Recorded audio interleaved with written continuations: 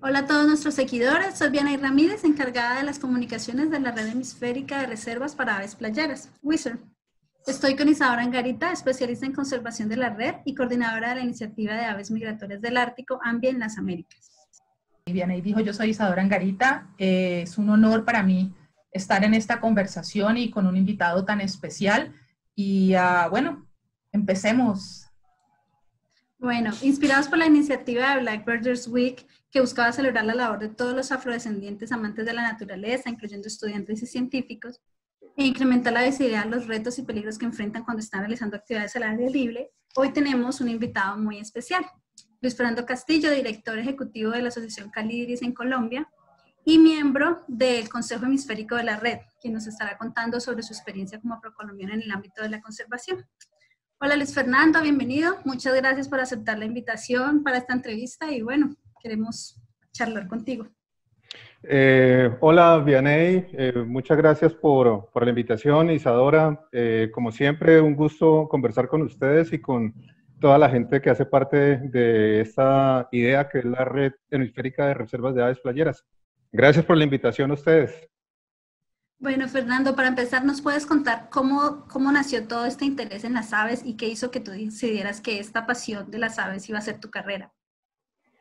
Bueno, yo estudié biología, yo soy colombiano, nací en Cali, que es una ciudad del suroeste de Colombia, y estudié biología en la Universidad del Valle. En principio yo estudié biología con énfasis en biología marina.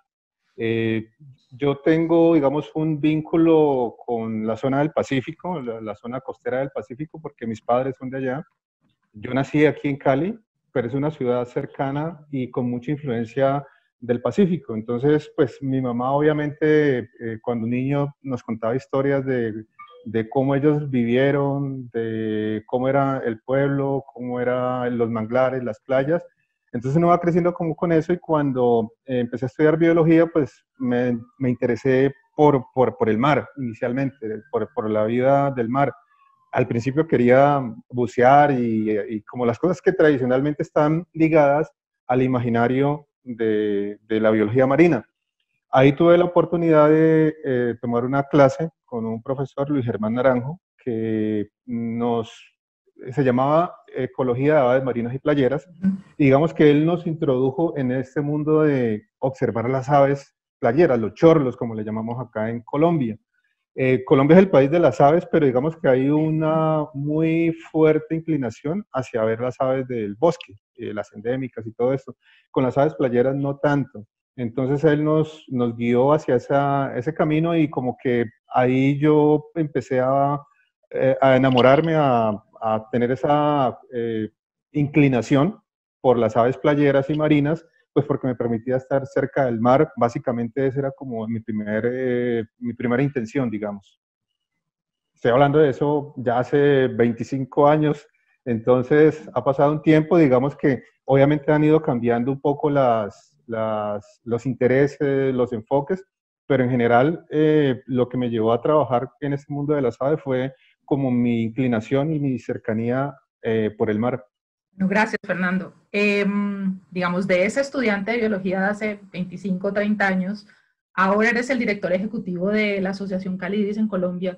Es una institución reconocida por el trabajo en conservación y educación ambiental y muchas otras cosas a nivel nacional, pero también a nivel internacional.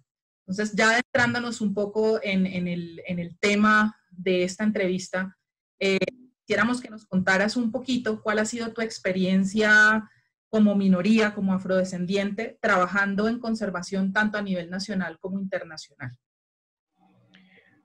A ver, pues si me preguntan, yo creo que ha sido una experiencia positiva, pero con algunas situaciones pues que en la medida que se han ido dando, pues se han ido enfrentando y pues como que te ponen a pensar en ellas. O sea, normalmente, incluyendo desde mi carrera en biología, yo siempre era minoría, o sea, siempre eran más estudiantes no afrodescendientes.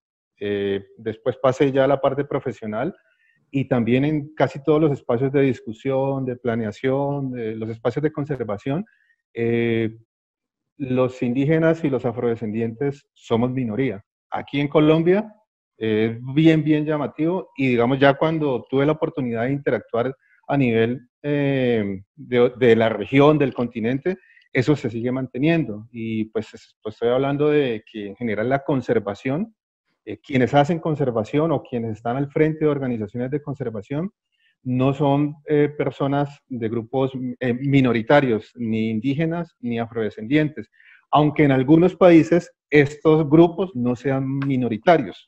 ¿Me explico? O sea, en Perú, en Ecuador, en México mismo, los indígenas no son un grupo minoritario. Quizás puede ser la mitad de la población, en algunos casos puede ser la mayoría, pero quienes hacen conservación o quienes dirigen la conservación no son estos grupos. Eso ha sido una cosa, o es una cosa que se mantiene en el continente, y yo pienso que básicamente eso hace parte de una exclusión que se ha dado. No una exclusión por las organizaciones que hacen conservación, sino por la estructura de educación que existe. Nosotros finalmente, si terminamos trabajando en conservación, es porque hicimos una carrera asociada a eso. La gran mayoría, hay otras personas que no, pero la gran mayoría estudiamos biología, ecología, ciencias ambientales, algunas de estas carreras, y esas carreras suelen no ser muy atractivas para las minorías étnicas, porque a veces no es muy evidente, no es muy claro el futuro laboral. Y para muchas de estas personas, para muchos de nosotros, es básico que si vas a la universidad es una forma de mejorar tu nivel de vida.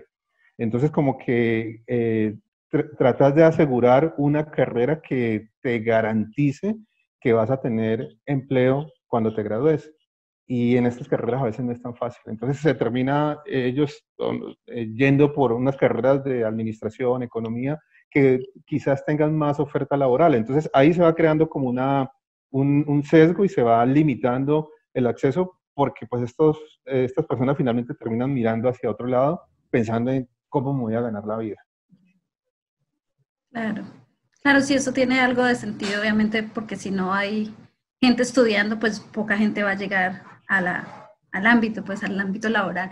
Y en ese sentido, lo irónico es que acá en Colombia, por lo menos, las áreas biodiversas, la Amazonía, el Pacífico, el Caribe, quienes más, la población mayoritaria en esos sitios son o afrodescendientes o indígenas. Pero cuando ves quienes estudian las carreras, pues que las estudian la mayoría fuera de estas áreas, pues es gente, digamos, blanca o mestiza que termina yendo a estas regiones y haciendo pues los procesos de conservación, y los nativos, digamos, la gente lugareña, pues no tiene las mismas oportunidades, porque a veces ni siquiera las facultades de las universidades tienen las carreras diseñadas para desarrollarse en estos sitios. Claro.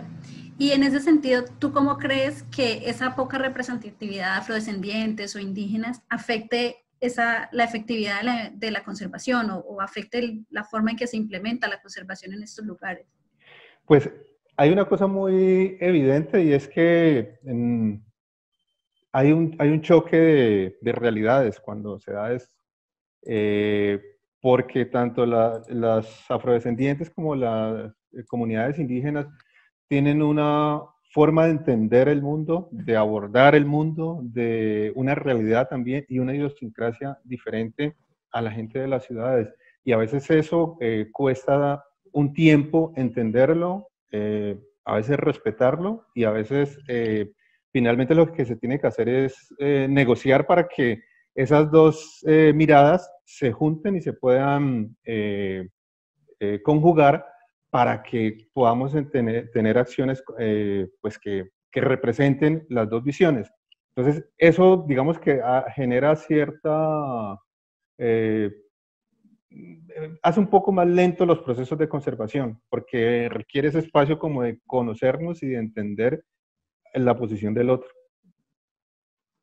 Ya, gracias, Fer.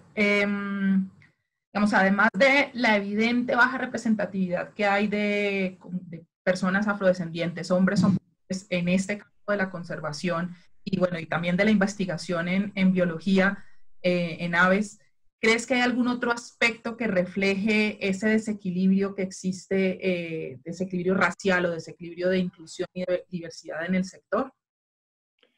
Sí, o sea, en general, pues hablando de Colombia, es evidente que todas las áreas de las ciencias y casi que todas las áreas donde, o los sectores de toma de decisión, pues nosotros seguimos siendo una minoría, igual que que las comunidades indígenas. Eh, Aquí en mi ciudad, por ejemplo, es una ciudad donde hay un porcentaje muy alto de comunidades afrodescendientes, muchas que han migrado desde el Pacífico. Y cuando ven los cargos directivos, cuando se ven los espacios de toma de decisión, las grandes empresas, la mayor parte es gente blanca. O sea, y pues normalmente son muchos de esos cargos heredados o que se consiguen por elección popular, pero pues que hacen una elección popular producto de una maquinaria política que está aquí asentada durante siglos y que digamos que han manejado toda la toma de decisiones en la región. Entonces, en general, esto que pasa aquí en conservación es un reflejo de nuestra sociedad, de la sociedad colombiana y de cómo se manejan las cosas. Obviamente, hay regiones donde es mucho más acentuado esto, pero es un reflejo de cómo ha sido la segregación y cómo se han dado las cosas en cuanto a las luchas de poderes y los juegos de rol de cada una de las etnias.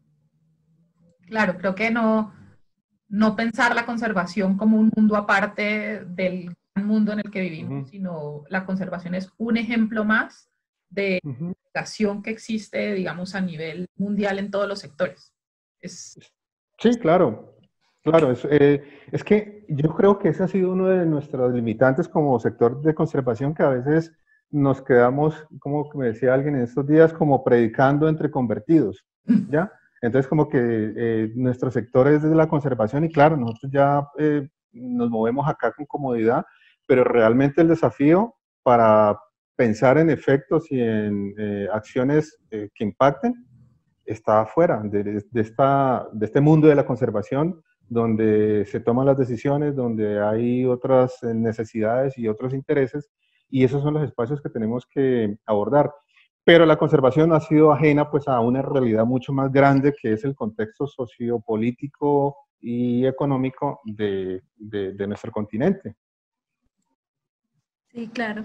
Y en ese sentido, por ejemplo, ¿a vos qué se te ocurre que pueda ser una forma en la que se incentive el interés de los jóvenes de estas comunidades hacia la conservación? O sea, para ayudar a mejorar a largo plazo desde acá esa representatividad, porque pues sí hay cosas que son estructurales, como lo decías tú, como que sí el acceso a la universidad es igual para todos en teoría, pero pues el interés de una persona de una comunidad de minorías va a ser, bueno, yo busco administración o otra cosa. Entonces, ¿cómo hacer para incentivar ese interés hacia el tema de la naturaleza, de biología, de conservación? Hay dos cosas. La primera, yo creo que es importantísimo los referentes. Si tú no tienes un referente, o sea, cuando uno es pequeño, cuando uno es niño, muchas de las decisiones que tomamos o de los ideales que tenemos lo hacemos con base en referentes. Por eso los niños quieren ser futbolistas, todos quieren ser Messi o Ronaldo o el Tigre Falcao, porque es un referente. Ellos dicen, yo quiero ser como esa persona. O sea, y en la medida que haya esos referentes, va a haber esa movilización y ese cambio de idiosincrasia de decir, es que yo también puedo, o es que eso es posible para mí. Entonces, en la medida que se vaya teniendo más visibilidad de lo que las personas afrodescendientes, en este caso específicamente, hacen o están haciendo, seguro que eso va a generar esos cambios y esa mirada diferente, que es lo que necesitamos. Se han dado pasos, ¿no? Y digamos que cuando yo estudié historia, nunca se hablaba de cuál fue el rol de las comunidades afrodescendientes o de los próceres, como se les llamaba, afrodescendientes en las campañas libertadoras, por ejemplo. Nadie, o sea, a mí no me enseñaron eso. Y se ha ido cambiando poco a poco, y sí hay próceres, sí hay líderes que hicieron cosas, sí hay gente que estuvo involucrada en estos procesos, y en la medida que eso se vaya, que esas reivindicaciones se vayan logrando, eso se va a ir dando, porque digamos que vamos a tener la posibilidad y la motivación desde las regiones que se puede lograr y que se puede hacer. Eso es lo primero, o sea, como el tema de los referentes. Y el otro es que definitivamente tiene que haber una mirada con enfoque diferencial hacia las regiones. O sea, entendiéndose que estas regiones tienen unas necesidades y unas realidades y que han estado marginadas y que es necesario garantizar que puedan avanzar. Y por mucho tiempo eso se ha negado. Y por ejemplo, expresiones como, no, es que los negros son perezosos y por eso es que viven en el atraso, porque ellos se mantienen en una hamaca esperando que pase el tiempo o jugando dominó, son expresiones que te muestran una forma como se está entendiendo una realidad. Y esa persona que dice eso, a veces no sabe que es que ese pescador no sale a pescar porque la marea no le sirve. Entonces, ¿él para qué va a perder el tiempo? Entonces queda jugando dominó. O que él salió a las 3 de la mañana y a las 10 de la mañana ya volvió y ya hizo lo que tenía que hacer, él no tiene que salir más. Ya, pero claro, si vos lo ves simplemente jugando dominó o en una hamaca, pues decís son perezosos y no están haciendo nada. Entonces, esa forma de entender el territorio y la realidad de estas comunidades tiene que reflejarse en las acciones y en las políticas que se diseñen para que la región también empiece a avanzar. Eso a mí me parece que esos dos aspectos me parece que son fundamentales. Fernando, digamos, en la pregunta que hacía Vianey de referente a cómo incentivar a esos jóvenes, tú hablabas al inicio y decías los afrodescendientes, las comunidades indígenas, como la gente joven de esas comunidades, no piensan estudiar biología porque no ven en la biología un medio de vida rentable. Quizás también ese es otro, o sea, hablabas de los referentes como respuesta a cómo incentivar a los jóvenes, pero quizás, no sé si eso sea un referente y más un hacerles caer en cuenta, hacerles entender a esas comunidades, a esas gentes jóvenes de esas comunidades, que la biología y de la conservación también se puede vivir. Y es más, creo que en estos tiempos de ahora se puede vivir más de la conservación y de la biología que hace 25 años. Es decir, hay más, no quiero decir, hay más disponibilidad de trabajos. Creo que hay más necesidad de las acciones y de esos trabajos. No sé qué piensas. Claro, el sector laboral ha ido también ampliándose en la medida que el tema de conservación ha dejado de ser pues una cosa por allá medio marginal, medio de gente chévere que la pasa bien, y se ha vuelto y ha empezado a entrar en las agendas políticas. Ya, por ejemplo, uno ve cuando hay campañas presidenciales, el tema ambiental se menciona. Hace 10 años, hace 20 años, no, para nada. Simplemente era trabajo, educación. Ahora ya hablamos de qué vamos a hacer para el cambio climático, cuántos árboles vamos a sembrar, cuáles son las alternativas de energía que hay, el tema de biodiversidad también. Entonces, sí se ha ido avanzando y se ha ido ampliando como esa posibilidad laboral, y obviamente eso en la medida que se vaya consolidando, pues va a generar también que haya más interés. Hay otra cosa que también se tiene que dar, y es que para muchas personas en las regiones, cuando nosotros vamos, como que ellos no entienden exactamente nosotros qué hacemos. Dicen, bueno, y estos vienen acá y andan mojados y sucios y les pican los zancudos. Entonces ven como que esa actividad que nosotros estamos haciendo no es una actividad como tan elegante, ¿ya? Y yo he escuchado expresiones de, yo sí no le pagaría universidad a mi hijo para que ande todo embarrado en el manglar. Entonces, como que eso también tenemos que, es un proceso de educación y de hacerles entender que estar embarrado en el manglar es valioso, y que lo que estamos haciendo es importante, y que lo importante no es solamente lo que hace el doctor o el ingeniero. Entonces, esas cosas es un proceso también de ir cambiando esa mentalidad, y que esos referentes que te decía se vayan cambiando, porque es que sí, el niño quiere ser ingeniero, abogado, médico, futbolista, biólogo, pues no, porque es que ellos andan todos sucios, ¿cierto? Y se mojan y pues como que no hacen nada bueno, nada interesante. Pero pues es porque se está mirando desde allá con la visión que se muestra en las ciudades de qué es ser exitoso, de qué es ser alguien ganador, y eso viene dado en la televisión, en el cine, que te dicen, no, es que el exitoso es el que tiene un celular, no sé, y un carro, y la casa tiene piscina, cosas de esas.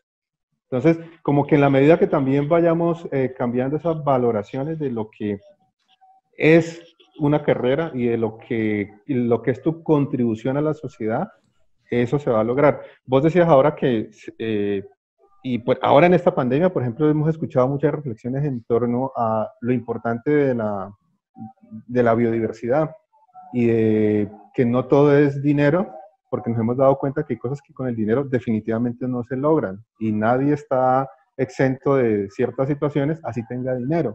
Entonces, como que eso, creo que estas cosas pueden cambiar algunas referentes, algunos imaginarios que tenemos y que en el futuro puede ser mejor.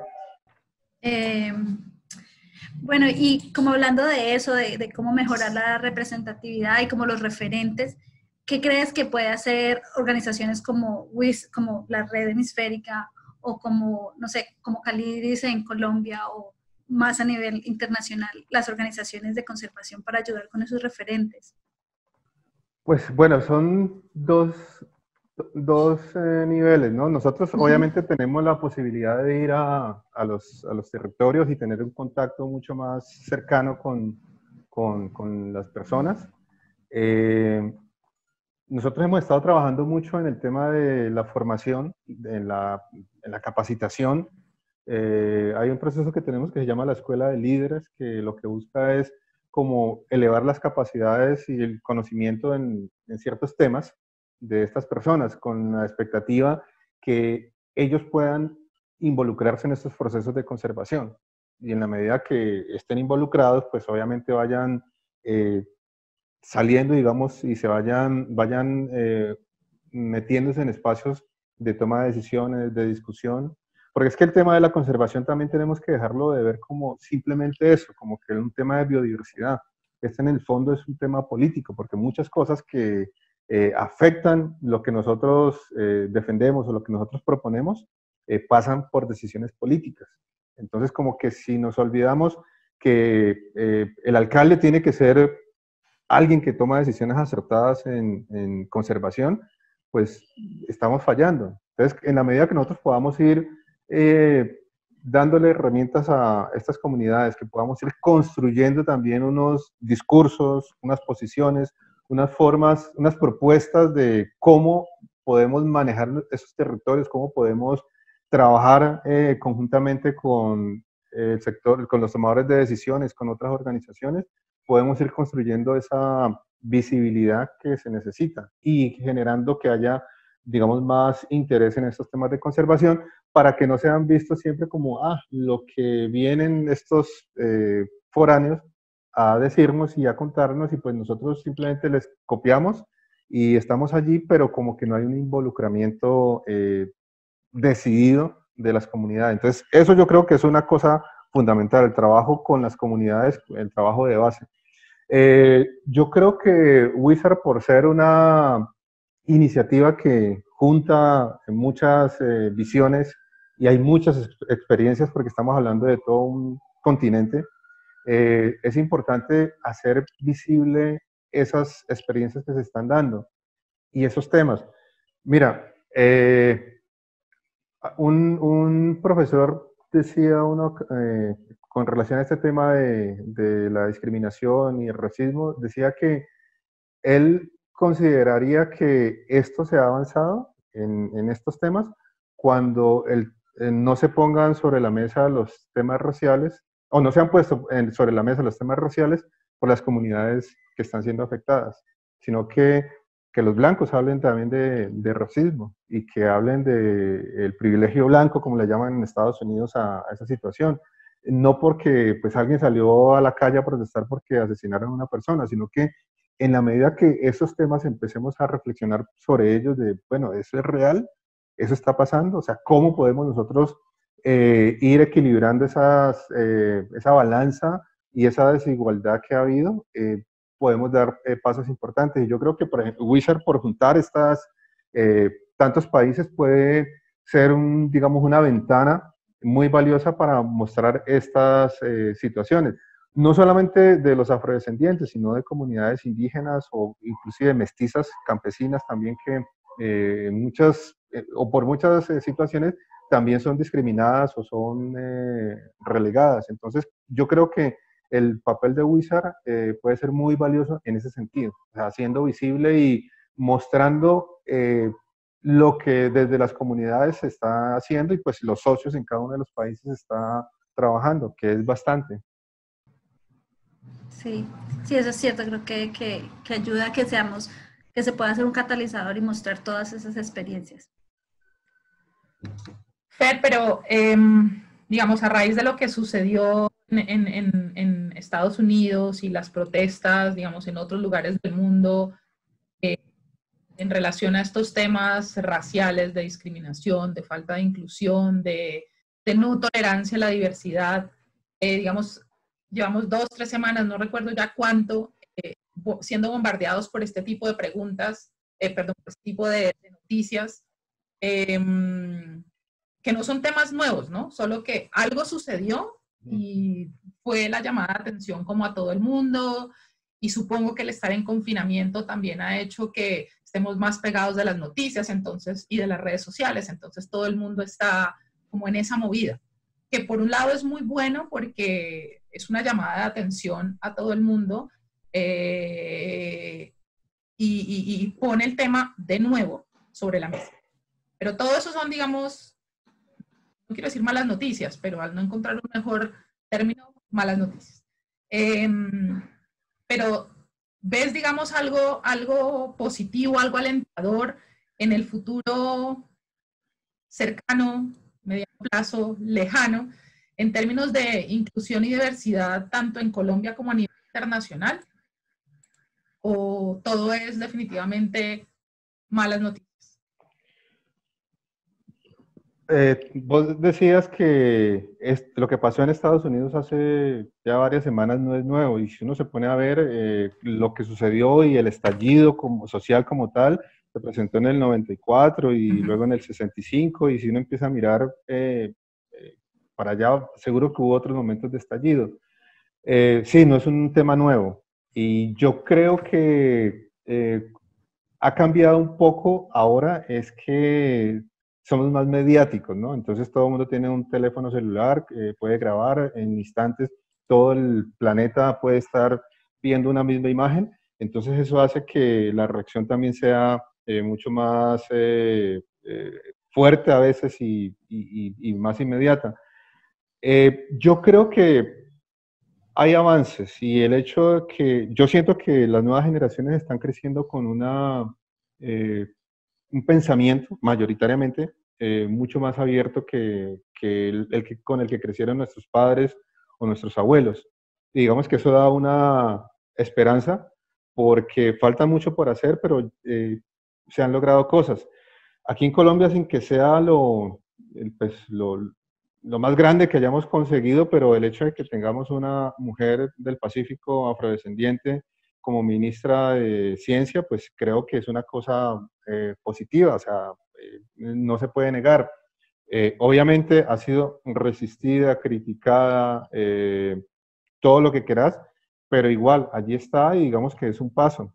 Nosotros, pues también como país, tenemos una constitución y unas leyes que reconocen las minorías o la diversidad étnica del país.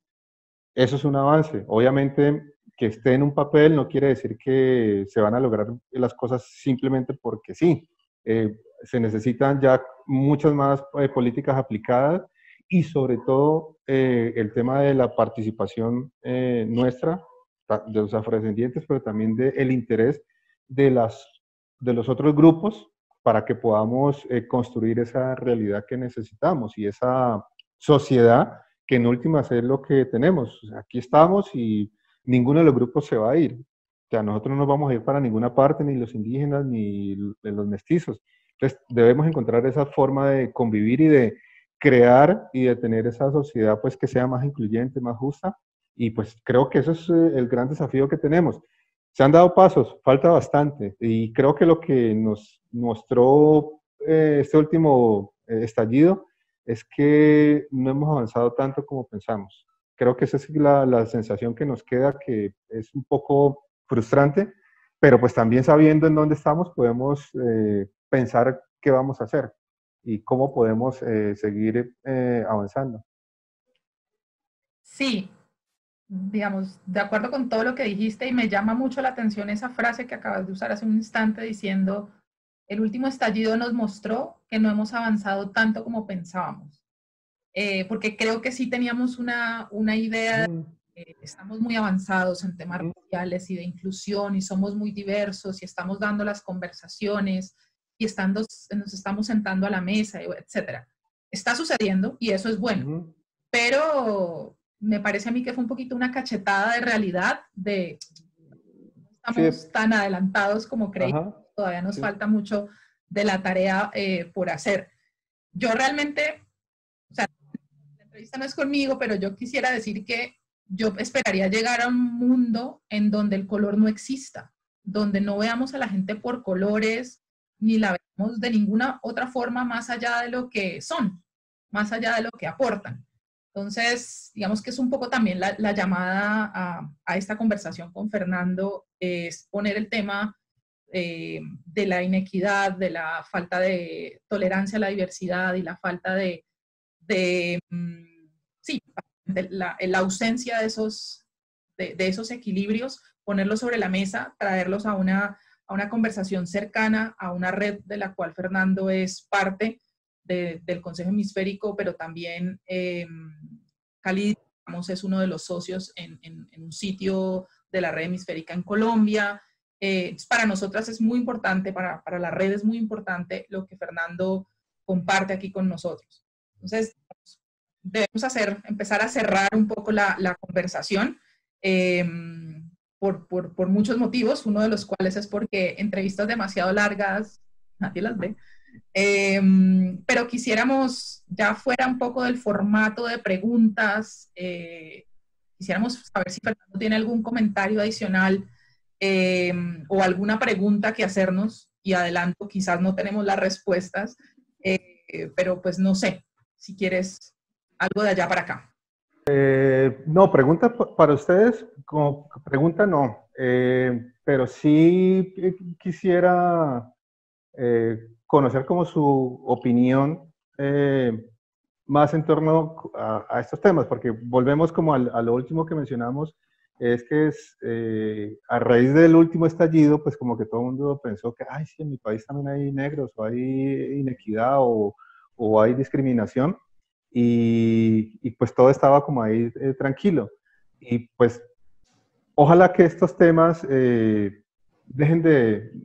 se conviertan en algo más, más frecuente en nuestras agendas y en las agendas de conservación, y es el tema de la inclusión, la equidad y la participación de las comunidades locales, porque a veces construimos cosas desde los pensamientos científicos y nos olvidamos que quien hace posible la conservación en última son las personas que viven ahí.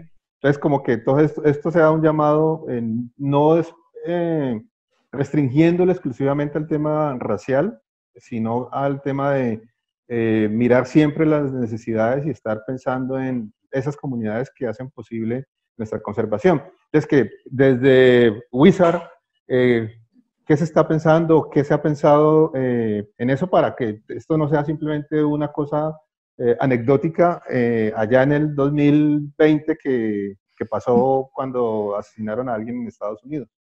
Sí, bueno, sabes que la red hemisférica está inserta en algo que se llama Manomet, en una institución, en una organización que se llama Manomet. Es un programa Manomet.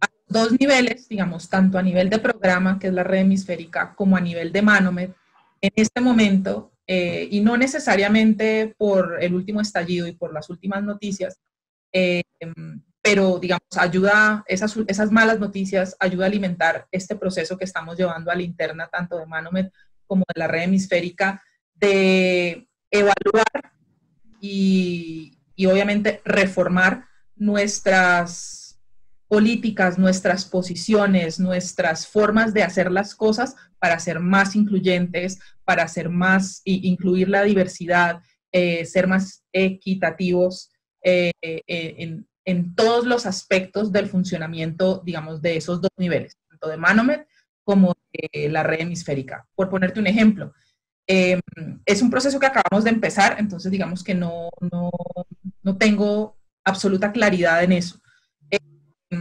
Pero, por poner un ejemplo, el tema de empleo en Manomet, como estamos revisando, llegaríamos a revisar, en ese momento no estamos revisando, llegaríamos a revisar cómo vamos a ser más incluyentes, más tolerantes a la biodiversidad, sin decir que somos intolerantes en el tema de nuevas contrataciones, por ejemplo. No sé, incluir, se me ocurre, solo dando un ejemplo, incluir mujeres, incluir personas de comunidades originarias indígenas, incluir personas afrodescendientes, incluir otras voces en Manomet que traigan esas otras perspectivas. Solo por poner un ejemplo, no estoy diciendo que ese es exactamente el paso que vamos a llevar, sino que es un proceso que acabamos de iniciar y estamos considerándolo. Entonces, no tengo todas las respuestas, como dije al inicio, pero lo estamos haciendo a esos niveles. A nivel de Manomet, que es una institución mucho más grande que la red hemisférica, y a nivel de la red hemisférica, bueno, tenemos un equipo bastante diverso, con representantes como de muchos países, en la oficina ejecutiva. Y luego, digamos, la red hemisférica, lo que tú decías, es ese conglomerado de sitios que traen esas diferentes visiones, voces y formas de hacer las cosas. Y estamos en ese proceso de aprender a integrar mejor, porque lo estamos, digamos, nuestro papel es un poco integrar esas voces, pero ahora lo queremos hacer de una mejor forma. Esas diferentes perspectivas de los diferentes sitios y socios en la red hemisférica. No sé si respondí a tu pregunta. No, es que era sí, más una conversación. Yo sé que no es que ustedes tengan que dar la respuesta porque es algo que finalmente lo tenemos que construir entre todos, pero es importante sí que se empiece a pensar en eso, pues porque nosotros sabemos, o sea, que en conservación en este continente hay mucho que qué se va a hacer muchas veces se dicta desde el norte y se olvida que estamos hablando de un territorio que comparten las aves, que nos unen las aves, pero que vive gente allí y que es importantísimo que esa gente también la escuchen y que no solamente las decisiones se tomen con base en los pensamientos científicos, pues que están mayoritariamente en el norte.